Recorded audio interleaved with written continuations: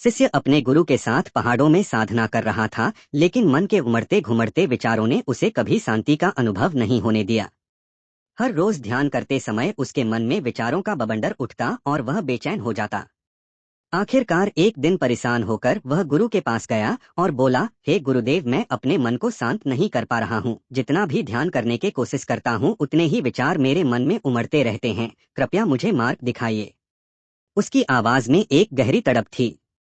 गुरु ने मुस्कुराते हुए कहा, यह प्रश्न तो हर साधक के मन में आता है।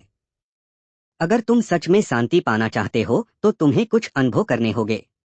आओ, आज मैं तुम्हें एक स्थान पर ले चलता हूँ। गुरु उसे जंगल के एक कोने में स्थित एक पुरानी झील के पास ले गए। झील का पानी बिल्कुल शांत और पारदर्शी था, जिसमें आसमान का पृथ्वी में साफ दिख रहा था। गुरु ने कहा, एक पत्थर उठाओ और झील के बीचों बीच फेंक दो।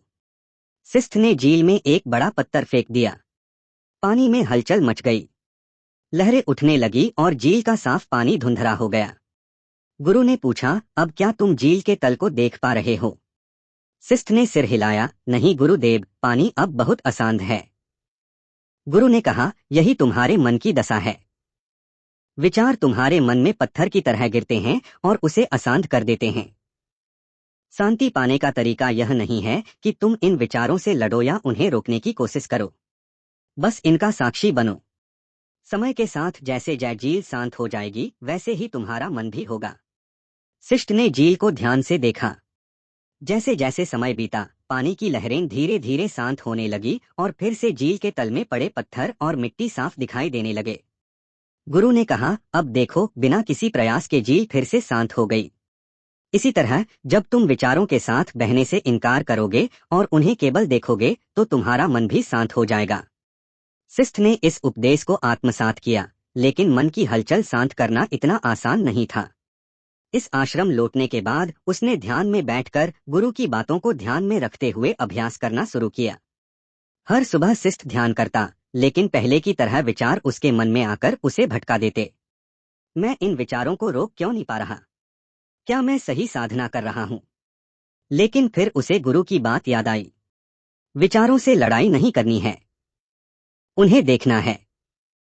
शिष्य ने धीरे धीरे अपनी साधना का तरीका बदल दिया। अब वह विचारों को रोकने की बजाय उन्हें आने जाने देता, बस उनका साक्षी बनता। उसने देखा कि जितना वह विचारों से दूर रहकर उन्हें देखता था, वे उतने ही कमजोर हो जाते थे। एक दिन ध्यान करते हुए उसने महसूस किया कि विचार आने के बावजूद वे उनसे प्रभावित नहीं हो रहा था।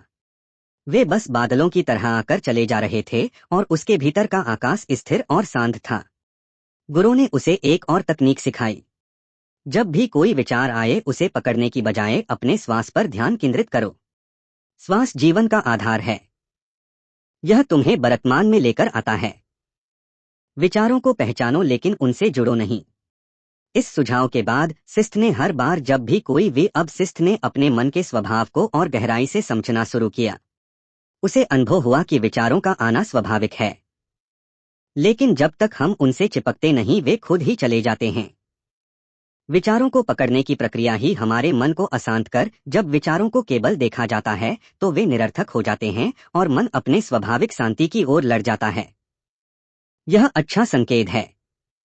विचार आना बुरा नहीं है, विचारों से जुड़ना बुरा है। अब तुम उस बिंदु पर हो जहां तुम विचारों को देख सकते हो और उन्हें जाने दे सकते हो। यही साक्षी भाव है। गुरु ने आगे समझाया, जब तुम्हारा मन शांत होता है तो यह दर्पण की तरह साफ हो जाता है। इस स्थिति में तुम अपने असली स्वभाव को देख सकते हो। शांति कोई बाहरी चीज नहीं है, यह तुम्हारे भीतर ही है।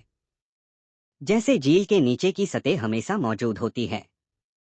शिष्य अब समझ चुका था कि शांति का अनुभव किया। उस दिन जब शिष्य ध्यान में बैठा, उसके मन में विचार तो आए पर वह उनसे बिल्कुल भी विचलित नहीं हुआ। ऐसा लग रहा था जैसे विचार पारदर्शी हो गए हों। वे आकर चले जाते थे और उनके पीछे केवल शून्यता और शांति रह जाती थी। उसने अनुभव किया कि शांति कोई लक्ष्य नहीं बल्कि उसकी स्वाभाविक अवस्था है। इस अनुभव के बाद शिष्य के भीतर की अशांति हमेशा के लिए समाप्त हो गई थी। शिष्य ने गुरु के पास जाकर कहा, गुरुदेव, अब मैं समझ गया हूं कि असली की शांति कहाँ है। मैंने बहुत प्रयास किया, लेकिन अंत में मुझे महसूस हुआ कि शांति तो पहले से ही मेरे भीतर थी। मैंने उसे बाहर खोजने की कोशिश की जबकि वह हमेशा मेरे साथ थी। गुरु ने मुस्कुराते हुए कहा, सही कहा तुमने। शांति हमारे स्वभाव में ही है।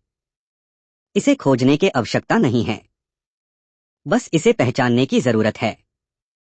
तुमने इस सत्य को अनुभव कर लिया है।